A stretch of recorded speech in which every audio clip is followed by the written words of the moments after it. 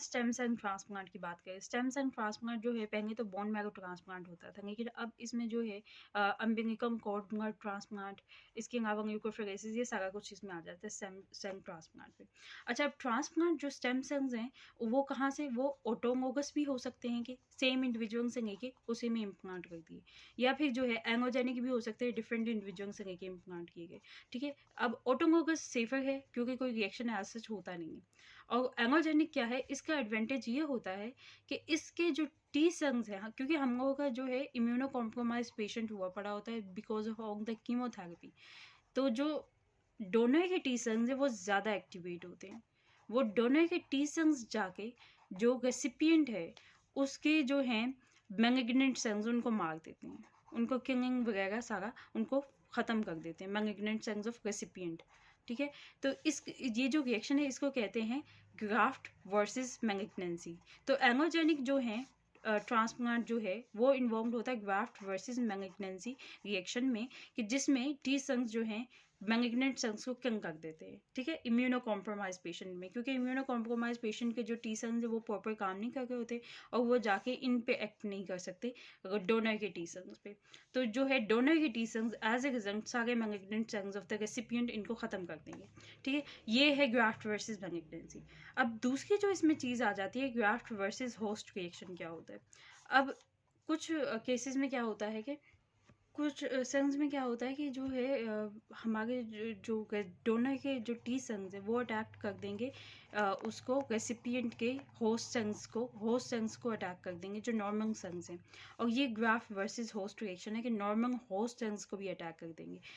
Graft versus malignancy में था कि मैलिग्नेंट सेल्स को अटैक कर गए थे, लेकिन ग्राफ्ट वर्सेस होस्ट में क्या है कि ये होस्ट सेल्स जो नॉर्मल हैं उनको भी अटैक कर गए। और ये बैरियर जो है स्किन बैरियर जैसे है या फिर बैरियर टिश्यू जितने भी है, स्किन बैरियर है, इंटेस्टाइनल जो ट्रैक्ट वो सारा, तो उधर इफेक्ट करेगा ये graft versus host reaction. As a result वहाँ पे उन एरियाज पे अल्सर हो जाएगा, हेपेटाइटिस हो जाएगा, डायरिया।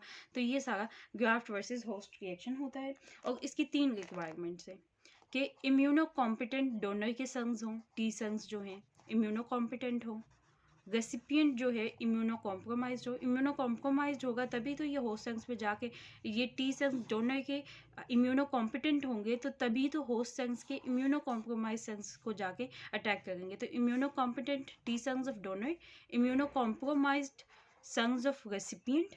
और जो थर्ड इसकी वो ये है कि रेसिपिएंट के सेल्स एंटीजन को प्रेजेंट करें, उनकी सरफेस पे एंटीजन्स हों जो कि रिकग्नाइज होंगी बाय दी होस्ट सेल्स।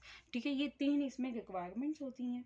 और रिस्क ऑफ इसका रिस्क कैसे रिड्यूस कर सकते हैं, बाय हम अगर इम्यूनो जो सप्रेशन है उसको कम कर दें। लेकिन अगर इम्यूनो सप्रेशन कम होगी तो फिर जो हमारे पास ये जो ग्राफ्ट वर्सेस मैलिग्नेंसी जो एक एडवांटेज था वो ख़त्म हो जाता है। ये वाला रिएक्शन नो डाउट होगा नहीं, लेकिन जो ग्राफ्ट वर्सेस मैलिग्नेंसी थी कि मैलिग्नेंट सेल्स जो डिस्ट्रॉय हो गए थे वो भी फिर नहीं होंगे अगर हम इम्यूनो सप्रेशन कर दें डोनर की। तो ये जो है ये ग्राफ्ट वर्सेस होस्ट रिएक्शन होता है। तो हमने जो सबसे पहले किया है वो ये है कि स्टेम सेल्स जो है उसमें बोन मैरो ट्रांसप्लांट हो सकता है, अम्बिलिकल कॉर्ड वगैरह, और ऑटोलोगस से सेफर है लेकिन रिलैप्स इसमें होता है। ऑटोलोगस जो स्टेम सेल ट्रांसप्लांट है उसमें रिलैप्स होता है। एलोजेनिक है वो उसका एडवांटेज ये होता है कि एलोजेनिक में जो डोनर के टी सेल्स है वो इम्यूनो कॉम्पिटेंट होते हैं और any malignant cells of the recipient उनको ख़त्म कर देते हैं। और ये ग्राफ्ट वर्सेस मैलिग्नेंसी रिएक्शन था। फिर जो ये ग्राफ्ट वर्सेस होस्ट रिएक्शन क्या था कि डोनर के टी सेल्स जो इम्यूनो कॉम्पिटेंट हैं वो होस्ट सेल्स जो इम्यूनो कॉम्प्रोमाइज है उधर अटैक कर देते हैं और उधर बैरियर वाले जितने भी टिश्यू उन पे एक्ट करके हेपेटाइटिस, अल्सर और ये सब कुछ कर गए। और अगर इम्यूनो सप्रेशन करें के ताकि ये ग्राफ्ट वर्सेस होस्ट रिएक्शन ना हो तो क्या होगा कि हमारे पास ग्राफ्ट वर्सेस मैलिग्नेंसी भी नहीं होगा जो कि एक एडवांटेज था। तो ये सारा ग्राफ्ट वर्सेस होस्ट रिएक्शन है।